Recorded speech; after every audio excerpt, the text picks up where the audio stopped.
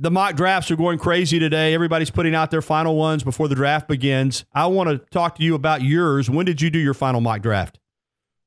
So I'm actually still working on mine. Mine's due at 3 p.m. This afternoon. Okay, so you're still putting it together. Yeah, well, I mean, I have two together, and I'm trying to decide. I'm making tinkering here and there and trying to figure out which one I like better. They both involve trade-ups by the Cardinals and Bills. I'm just deciding whether they're going up to 5 and 6 or kind of 8 and 9. All right, let's do this. Let's start, though, with the number one pick because with Cleveland, you never know for sure. I mean, last week, I think you told me you felt confident they would take a quarterback, but these are the Browns that we're talking about. Who do you have slotted number one to Cleveland? So I'm sticking with Sam Darnold.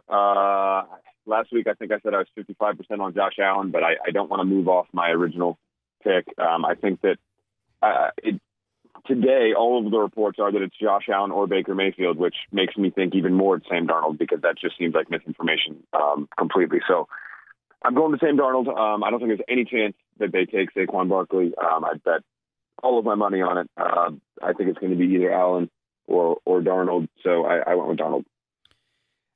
I'm with you, too. I think if they take a quarterback, I agree. I just think Darnold's the most draft-ready quarterback. I think he's got the intangibles, and I think in the modern NFL where guys have to be able to use their wills, he can certainly do that, too. Number two, and I still think Eli Manning has some tread on the tires. I may be wrong there. I would love to see the Giants take Saquon Barkley. I just would. I think he could do some great things there.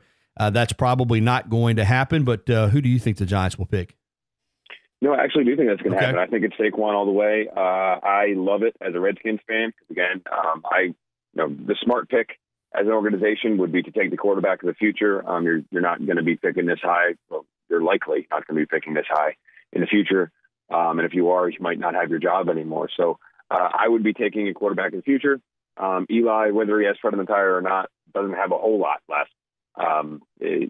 From watching him a couple times a year play the Redskins, I would argue that he's a middling quarterback at best at this point. So I would be taking a quarterback if I was New York, but I think they'll take Saquon and they'll make the rest of the division heavy.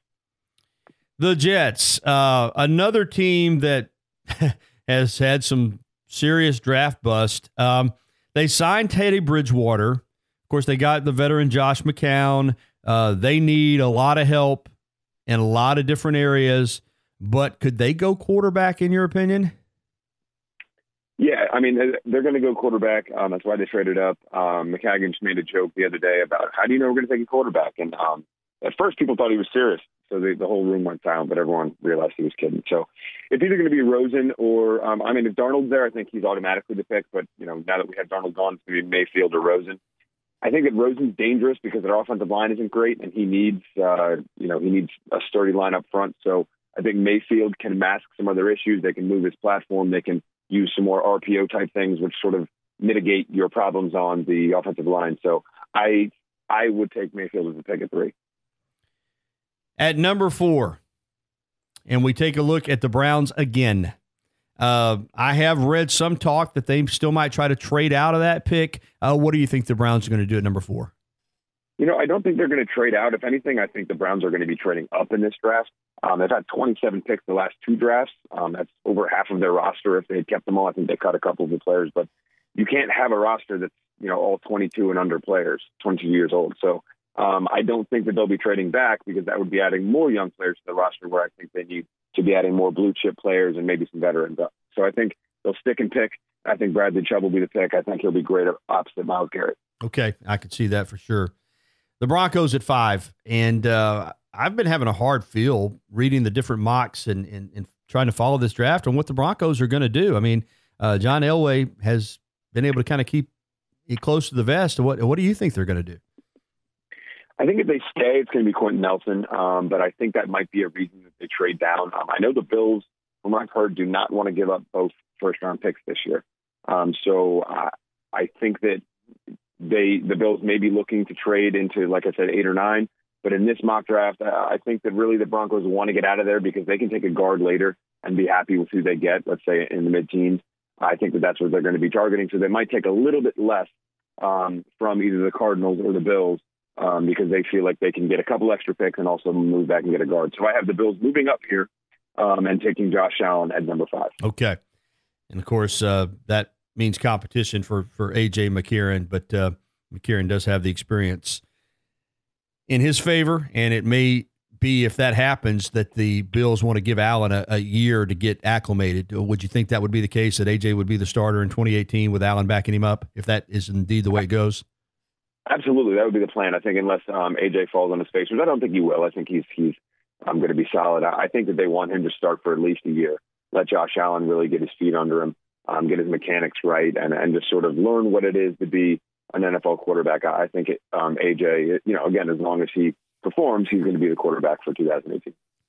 The Colts at number 6, and of course, the reason most of these teams are drafting this position where they were bad. I mean, that's why they're up so high, 4-12. I mean, you're talking about a team, they need a pass rusher, they need a linebacker, they need offensive line help. My gosh, clearly if he's healthy, they've got a quarterback, but a Colts another one of these teams that they could do a number of different things. Yeah, I think the Colts are probably going to accept a very undervalued deal to move back. They've talked about needing a blue chip prospect to still be there, but I don't believe that because they have so many holes, like you just alluded to. I don't think that they're in a position to say we need, one guy like a Bradley Chubb or a Quentin Nelson or somebody, whoever falls, that will change our roster. Minka Fitzpatrick isn't going to make that roster completely better, or Roquan Smith. So I think that they're going to drop back, even if it's only for a second or third rounder, just because they know they need the extra picks. So here I have them trading back with the Cardinals, and the Cardinals selecting Josh Rosen. I think Rosen is ready to start now, and the Cardinals have Bradford, but we all know that Bradford probably won't finish the season. So I think they start with Bradford, and Rosen can kind of be introduced, midway through the season when Bradford is either hurt or kind of faltering. The Bucs at 7, it looks like they're going to go DB. I thought it might be Mika, but it looks like Derwin James is the guy they're targeting. Am I correct there? Absolutely. I'm a little disappointed that the rest of the media kind of called out, and maybe we're all wrong, but I had Derwin James there about a month ago. I heard from a buddy down in Tampa that was a guy they really liked. So, Derwin James to the Bucs. Could the Bears take Mika at 8? I mean, they've got corners. They got Eddie Jackson from Alabama, who had a great year at safety, but could Mika be a fit there? I think they're going to go interior offensive line or linebacker. I think that's what they're looking at. So it'll be Roquan, Edmonds, or Nelson if Nelson's there. In this case, Nelson is there. If he wasn't, I think Roquan Smith would be the pick. And if both of them are gone, I think Edmonds would be the pick there. I think they really need some speed at linebacker and some athleticism with some injuries and age there on the linebackers. And I think they want to protect Trubisky. Matt Nagy really wants to sort of create that West Coast offense, and he needs an offensive line to do that. Kennedy Paynter with us from drafttech.com. You can follow him on Twitter at Kennedy_Paynter, the last name Paynter. We're talking about the top 10 picks, his projections, and then we'll talk about some Alabama guys and probably a couple of other teams with regional interest on what they're going to do. But we're up to number 9 with the 49ers. Clearly, Reuben Foster's issues are huge. We don't know if he'll play again. Because of that, do you think the 49ers go linebacker? They do, and I think this is the team that really loves Minka Fitzpatrick. So maybe that love for Minka, extends to the idea of skipping over the linebackers. But I still think that, the NFL, even though they say they draft best player available, it's always based on need. I think that they will take Roquan or Tremaine Edmonds, depending on who's there. And in this case, Roquan is there, so Roquan Smith will be the pick. Final pick of the top 10 belongs to the Raiders. I personally think this is a team that could be really good. They were good 2 years ago, and then Carr got hurt going into the playoffs. They took a step back last year. Now John Gruden comes back in. What do you think the Raiders do at 10? I think it's going to be offensive or defensive line, unless maybe Roquan falls. I think it'll be one of those two positions. I have heard they like Colton Miller a lot, but Colton Miller at 10 would be crazy to me. I think that they're a team also. Let's say the Cardinals or Bills haven't traded back at this point. I think that they might They might trade up at this point up to 10, and the Raiders could draw back and get Colton Miller. But I have them taking Mike McGlinchey to kind of solidify. Donald Penn is 35 years old and coming off a Linscrank injury, so I think that they need some help on the offensive line. All right, that's your projected top 10. You're still working on finalizing your final mock drafts. But I want to ask you about a few other teams that there's a lot of interest in here. Of course, there's interest everywhere in the Cowboys. They're at 19. Des Bryant's gone. I'm going to get to some Alabama guys as well. But could Calvin Ridley be a fit there for the Cowboys if they look to replace Des Bryant? If I was running their team, absolutely, I would. I have heard from everyone that I know down there, every podcast I've listened to said that they, for some reason, are not high on Ridley. They've sort of always liked bigger receivers, and he's, more of a slight guy. I'm not sure why they don't like him. They like Sutton supposedly over him. Either way, they value wide receiver in the second round from what I'm hearing. So they would like a linebacker and a wide receiver between round 1 and round 2. So they think that the value is in linebacker in the first, in either Rashaan Evans or in Leighton Vander Esch. In this specific case, I have Evans already gone, so Vander Esch would be the pick. The Falcons at 26. They followed up their Super Bowl season with a good year last year, 10-6, got into the playoffs, won a game. They lose Dontari Poe. They're a little undersized up front as it is. I would think they would look to fill there at defensive tackle, but they might be looking for another wide receiver to go along with Julio Jones with Taylor Gabriel departing. What are you looking for the Falcons to do? So in this case, I actually have Calvin Ridley falling. They're not selecting him, but he is available. So I had a hard time passing up him, but I think Taven Bryan is a perfect kind of defensive tackle for Dan Quinn. Okay. I think that they can kind of plug him in next to Tack, and they can, even though he's raw, I think he has that one gapping ability where he can really get up the field. And I think that attacking defense that Quinn really likes to run, I think that will be a perfect pick for him. Kennedy Paynter with us talking draft on the Bud Light Hotline. The Saints at 27, I think you could argue that they might have had the best draft of anybody last year. Had a great year, won the division. What are the Saints looking to do at 27? Yeah, one of the reasons I really like the way the Saints draft is it's not always best player available, but it is always best player in their system. And they kind of draft very specifically for what they need in their system. And I think they did that last year. I think this year, I think they need a tight end. And I think Dallas Goedert or Hayden Hurst would be a great addition to their team. Both can block inline, they can block outside, and they can also run routes. They're red zone threats. I think Breeze loves that. So I have them taking Dallas Goedert here. I think he'd be a great fit there for the Saints. At the end of the first round, the two Super Bowl teams, let's start with the Pats at 31 because, boy, if anybody knows how to finagle picks and trade out of a pick, and you just never know what the Patriots are looking to do. Will they trade the pick? Will they stay at 31? What do you think New England is going to wind up doing? I think they'll stay there. I think that there's some good players there at the end of the first round. I think Mike Hughes is a great Patriot. He returns kicks. He's versatile. He's kind of there are a few things in his game that some teams don't like, but the Patriots always seem to kind of cover up those flaws. I think that Mike Hughes is kind of a perfect fit for a Patriot-type team. Rashaan Evans also, I'm hearing, might drop a little bit. He would be a perfect pick if he does fall into that area. I have him going in my mock, but I think that the Patriots could be looking at Rashaan Evans as well there. And finally, number 32, the Eagles, the Super Bowl champions. Obviously, they have a really good football team, but as we know, you can have a great year one year, and in the NFL, you can fall back. I'm sure they'll be looking to make the most of this pick at number 32. Right, I have Sony Michel going here. I think that they can kind of pick what best player available, whoever they think can kind of be an extra addition to their team. I also don't really think that the Eagles will be picking here. I think they'll be looking to get out from someone in the running backs are going to come off the board very quickly in the early second round. I think wide receivers are as well. So I think that this pick will be a wide receiver or a running back, if I had to guess. And I would also say that it's probably not the Eagles. I think someone will kind of trade up and grab that pick. Teams without a first-round pick, the Texans, the Chiefs, and the Rams. All right, let's get to some Alabama guys before we wrap this thing up. And we've already mentioned some of them, but I'm going to go ahead and throw their names up again, and you can tell me what you think final destination-wise for Minkah Fitzpatrick. I have him falling to the Redskins. We had an Alabama player fall to us last year. I did a bunch of different scenarios, and he seems to be that guy that doesn't have this huge athletic upside, supposedly. And that's what a lot of teams are taking in the top 10 picks. So I like him over Derwin James. I like him over Denzel Ward. I like him over everybody except for Quentin Nelson, really, in the draft. And again, I pick him over Quentin Nelson because of positional value. So I love Minkah, and I have him falling to the Redskins. I think his absolute basement will probably be the Packers at 14. Another guy you said you have falling, and other people do as well, is Calvin Ridley, the wide receiver. Where do you think he winds up going?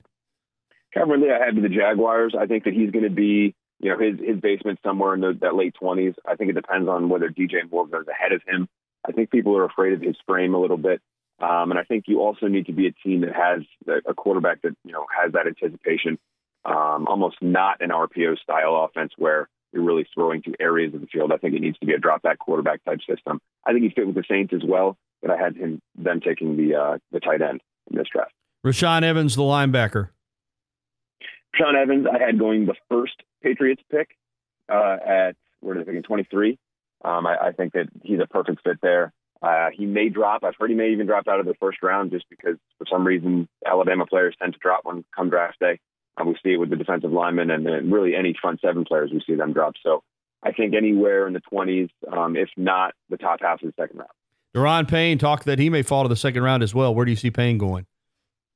I think Payne's going to be in the first. I think he has enough athletic upside to really show teams that he can get up the field. And I mean, if he showed in the playoffs against the best teams, then he can do it.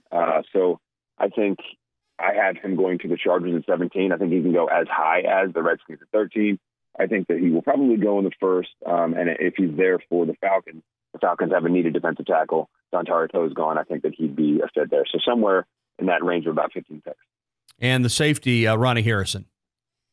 I think Ronnie Harrison is kind of a wild card. He could go anywhere in the second. There's a bunch of safeties, Jesse Bates, Reed. There's a bunch of guys that are going to be somewhere in the second, and it kind of depends on your flavor. So I think he'd be a great Patriots pick. So that early pick they have in the second round might be a Ronnie Harrison.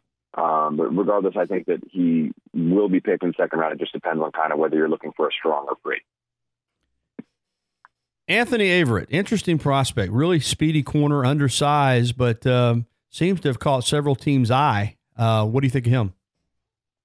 He's even more of a wild card, I think. I talked to a few different people that write about the draft. Dane Brugler likes him in the third round. I've had some people say they like him in the second round. Some people say he's in the fifth round. I would guess he's a third round pick this year. I think because of his speed, because of his intangibles. He's a good athlete, and he was a starter at Alabama. Starter at Alabama gets you a lot. So I think third round pick, if I had to guess, if he makes it into the fourth, I think that he'll make somebody's roster better, and he may even start first year. All right, getting short on time, I'll ask you about and there are some other players, Bozeman, J.K. Scott that might get drafted, but I'm going to ask you about the final three at once. Deshaun Hand, Bo Scarborough, and Levi Wallace. What do you see from them? So Levi Wallace, I think, will be dropping the lowest out of all of them. He just doesn't have the athletic profile that a lot of people look for. I really like him. I think that he could be a starting nickel somewhere. But I think he's going to be dropping. Bo Scarborough, I think he runs too upright. I think people don't like that running style because, A, it's not as effective in the NFL, and B, also it lends you to injuries. So I think that he's probably fifth, sixth round. And then Deshaun Hand, he is a huge wild card. He came in as such a huge recruit. He is the athlete that you want.